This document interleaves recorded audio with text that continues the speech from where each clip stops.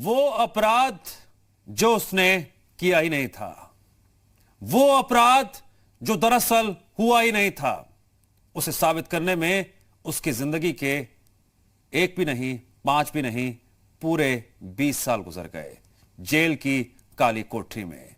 और जब तक यह साबित हुआ कि वो निर्दोष है, अदालत ने यह माना, उसे गलत आरोप में जेल में डाल दिया गया, तब तक उसकी दुनिया पूरी तरह से बदल चुकी थी। परिवार बिखर चुका था। हम बात कर रहे हैं ललितपुर के विष्णु तिवारी की, जिस पर 16 सितंबर 2000 को रेप का आरोप लगा था और अदालत से निर्दोष साबित होने के बाद 3 मार्च 2021 को जब विष्णु तिवारी वापस अपने घर पहुंचा, सब कुछ बदल चुका था। परिवार के बचे हुए सदस्यों से मिलकर विष्णु तिवारी की आंखें भर आईं। नजरें उन्हें तलाश करे जा रही थीं, जो इन 20 सालों में विष्णु तिवारी का इंतजार करते करते दुनिया छोड़ गए। दरअसल विष्णु तिवारी पर रेप का आरोप लगने के बाद सदमे से पिता की मौत हो गई। अब जरा इन तस्वीरों को देखिए। एक इंसान जो 20 साल से काल कोठरी में कैद था, इंतजार कर रहा था कि आज नहीं तो कल उसे इंसाफ मिलेगा। यह इंतजार हो गया पूरे 20 साल का, और 20 साल बाद जब अपने परिवार से मिला, आंखें नम हो गईं, आंसू छलक पड़े अपने को देखकर, लेकिन गम भी था जो छोड़कर चले गए थे। दरअसल विष्णु तिवारी पर रेप का आरोप लगने के बाद सदमे से पिता की मौत हो गई थी। 2 भाई और मां की भी इसी दरमियान मौत हो गई थी। इन तस्वीरों में उन भावनाओं को समझिए जिसे एक शख्स 20 साल से जेल की काल कोठरी में दर्द, बेबसी और लाचारी के साए में बस जी रहा था, इंतजार कर रहा था। इंतजार कब खत्म होगा ये उसे भी नहीं पता था। रेप के आरोप में सलाखों के पीछे पहुंच गया था। उसके बाद केस चला और 20 साल के बाद वो निर्दोष साबित हो पाया। और निर्दोष साबित होने के बाद जैसे ही सलाखों से बाहर आया, अपने परिवार के सदस्यों से मिलकर उसकी आंखें नम हो गई, आंसू छलक पड़े। ये कहानी है विष्णु तिवारी की। इस कहानी के मायने उस व्यवस्था से भी हैं जिस व्यवस्था के साए में एक आरोपी जब बाहर आया तो वो आरोपी नहीं, एक पीड़ित था। एक ऐसा पीड़ित जो पिछले 20 सालों से अपने आप को निर्दोष साबित करने के लिए लगातार जद्दोजहद कर रहा था। ये पूरा मामला क्या है, सिलसिलेवार तरीके से ये भी समझ लीजिए। सेशन कोर्ट ने 2003 में रेप के केस में 10 साल की सजा सुनाई। SC/ST एक्ट के तहत आजीवन कारावास की सजा हुई। माता पिता भाइयों की मौत हो गई और तब भी बेल नहीं मिली।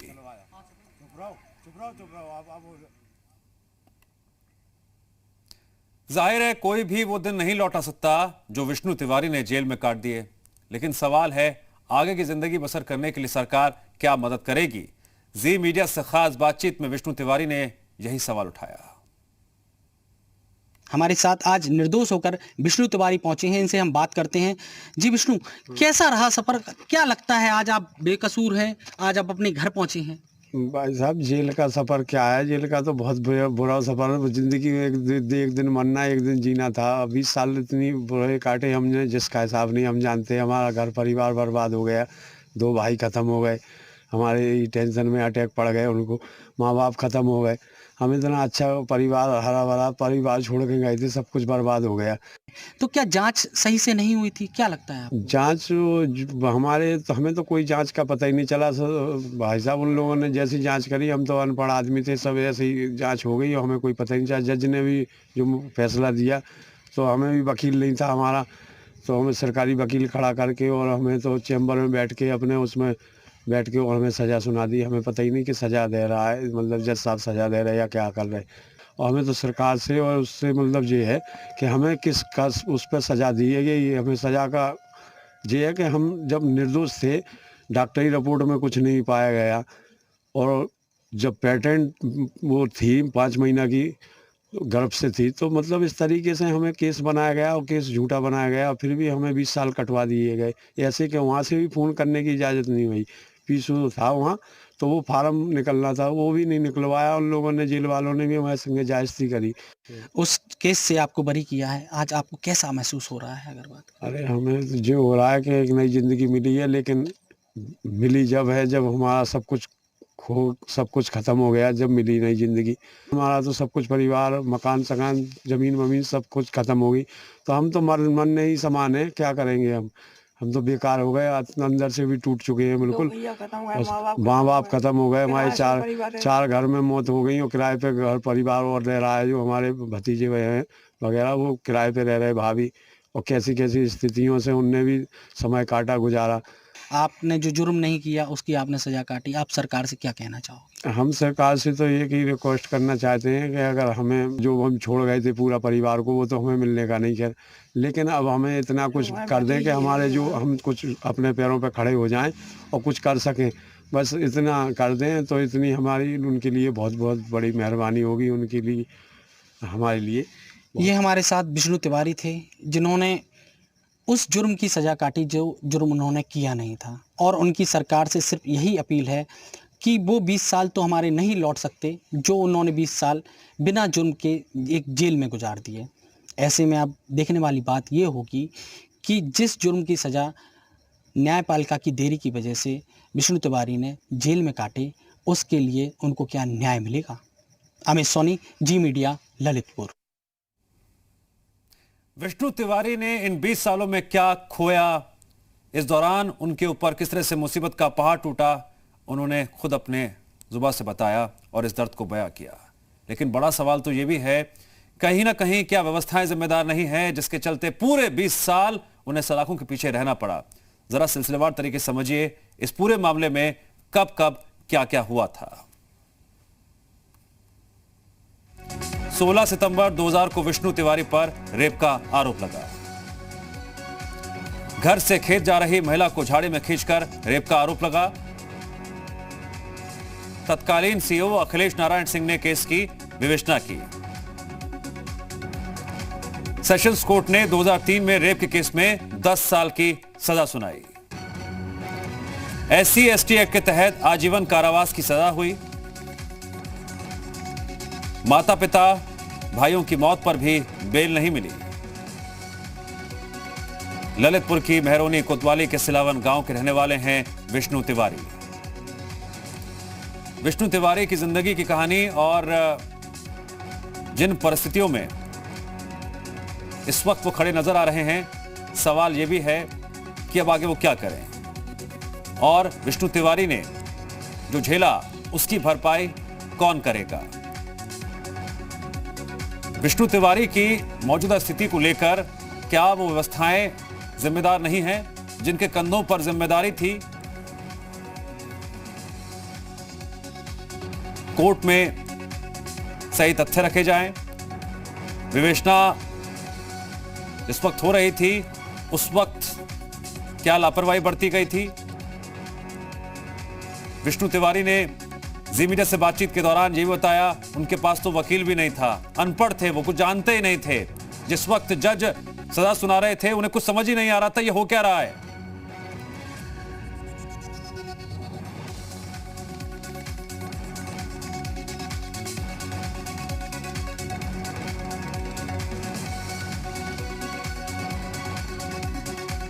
हमारे दो सहयोगी इस वक्त जुड़ने जा रहे हैं, हम उनसे बातचीत करेंगे और इस मामले में उन्होंने जो हालात देखे विष्णु तिवारी की जिंदगी से जुड़े हुए, उनसे हम डिटेल्ड रिपोर्ट लेंगे।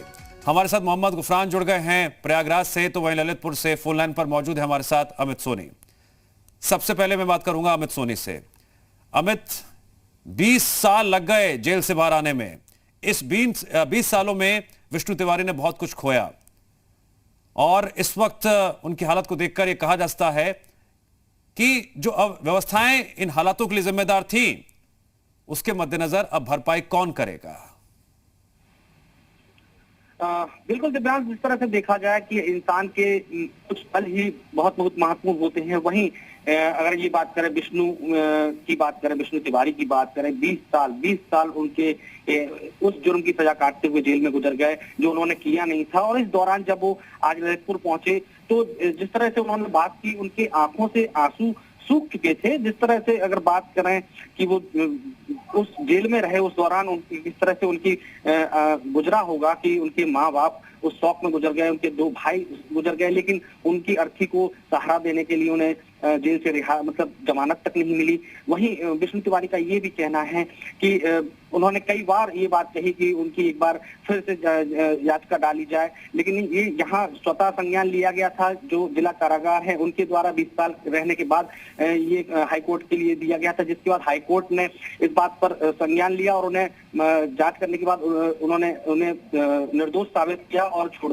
यहाँ रिहा करने के निर्देश दिए थे। दिव्यांश। ठीक है अमित सोनी, मैं रुक करता हूं मोहम्मद गुफरान का। मोहम्मद गुफरान, आप कई केसेस को कवर करते आए हैं। रेप के मामले जब भी सामने आते हैं तो पूरा दारोमदार आरोपी पर होता है कि वो खुद को निर्दोष साबित करे, और उस दौरान अगर न्यायिक प्रक्रिया के तहत सही तथ्य सही जगह पर पेश ना किए जाएं तो फिर एक ऐसा मामला जो सामने आया है वो अपने आप में नजीर बन जाता है कि अगर इंसाफ ना मिले किसी को तो बिना किसी कसूर के वो किस तरह से 20 साल काल कोठरी में कैद रहते हुए पल पल आंसू बहाता रहता है। और उसकी जिंदगी में कई ऐसे मोड़ आते हैं जब वो तड़पता रहता है, सोचता रहता है मेरा कसूर क्या है। वो आज भी यही सवाल पूछ रहा है कि इसके लिए जिम्मेदार कौन है, भरपाई कौन करेगा।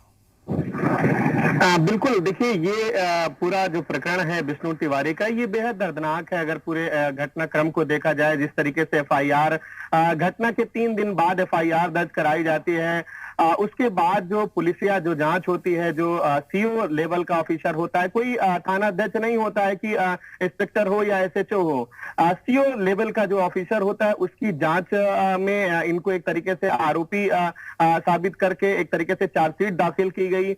इसके बाद भी जो इस पूरे घटना में सबसे बड़ी जो एक तरीके से गैर जिम्मेदाराना जो हरकत जो सामने आई है, वो उस जस्टिस सिस्टम की, उस न्यायिक सिस्टम की जिसके ऊपर ये जिम्मेदारी होती है।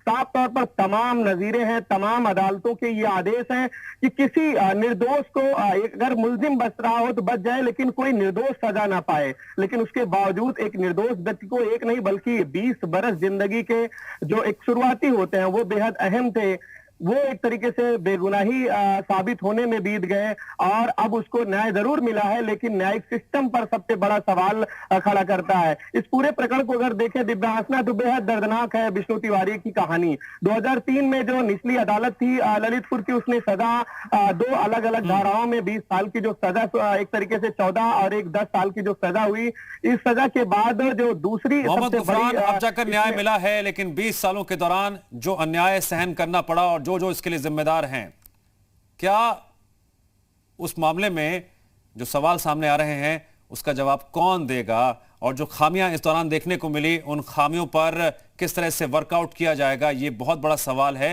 मोहम्मद गुफरान और अमित, आप दोनों का शुक्रिया जानकारी देने के लिए।